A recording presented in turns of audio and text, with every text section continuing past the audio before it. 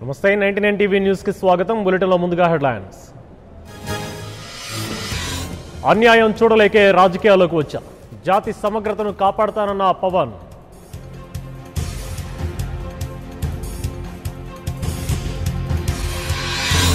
MLA పదవులకు రాజీనామా చేస్తాం, కాంగ్రెస్ విధానాలు నచ్చకే టీఆర్ఎస్ లో చేరానన్న సక్కు రేగా.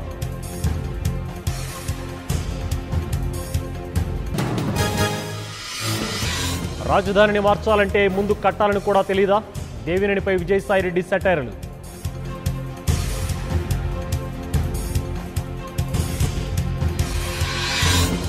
అధికారంతో ప్రజలను భయపెడుతున్నారు, వాస్తవాలు ఒప్పుకునే ధైర్యం బాబుకు లేదన్న అవంతి.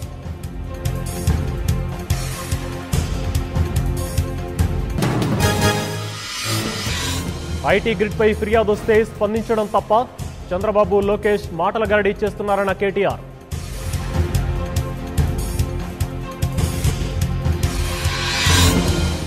వైసీపీకి ఓటమి భయం పట్టుకుంది, ఫ్రస్ట్రేషన్తోనే కేసులు పెడుతున్నారన్న బాబు.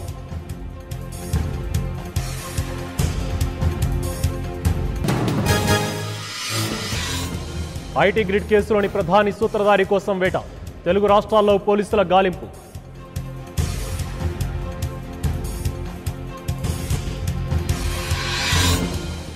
ఐటీ గ్రిడ్ కేసు దర్యాప్తులో జోక్యం చేసుకోలేం, హైకోర్టులో పిటిషన్ కొట్టివేత.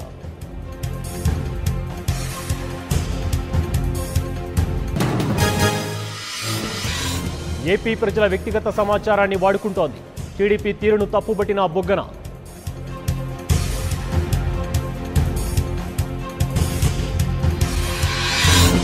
డేటా చోరీలో దర్యాప్తు వేగవంతం, ఐటీ గ్రిడ్ సంస్థపై మరో case.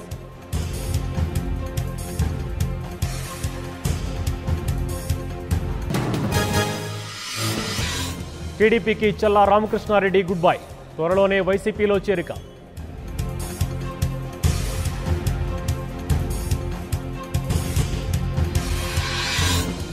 Amit Shah Telangana tour schedule ఖరారు, మార్చి 6న నిజామాబాద్ పర్యటన.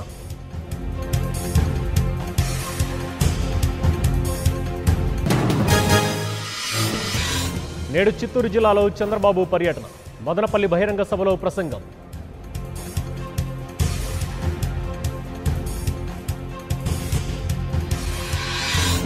దేశవ్యాప్తంగా శివనామ స్మరణలు, భక్తులతో కిక్కిరిసిన ఆలయాలు.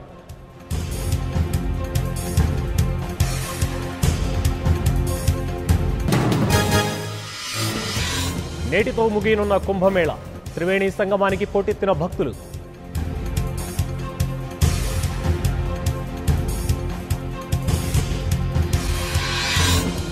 కాంగ్రెస్ జేడీఎస్ నేతల కీలక భేటీ, లోక్సభ సీట్ల కేటాయింపులపై చర్చ.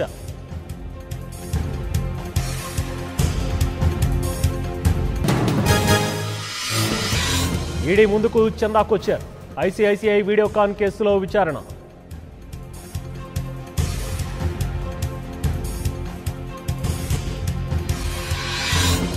నేటి నుంచి జమ్మూలో సీఈసీ పర్యటన, ఎన్నికల సన్నద్ధతపై క్షేత్రస్థాయిలో పరిశీలన.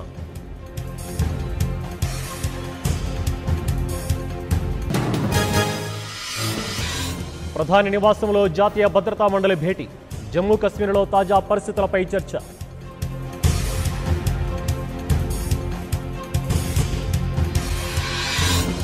ఇమ్రాన్కు నోబెల్ ఇవ్వాలని పాక్ అసెంబ్లీలో తీర్మానం, తాను అనర్హుడు కాదన్న పాక్ సీఎం.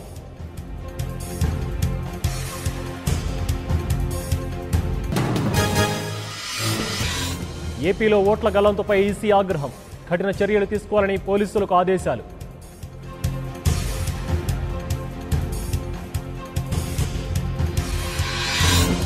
ఓటర్ల తీర్పును ప్రభుత్వం అవహేళన చేస్తోంది, టీఆర్ఎస్ తీరుపై రాములమ్మ ఫైర్.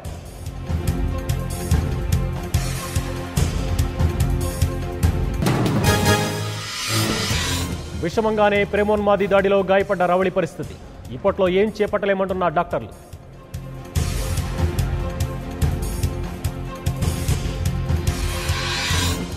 కోటప్పకొండ జాతరలో అపశృతి, ప్రభ కోలడంతో పలువురికి గాయాలు.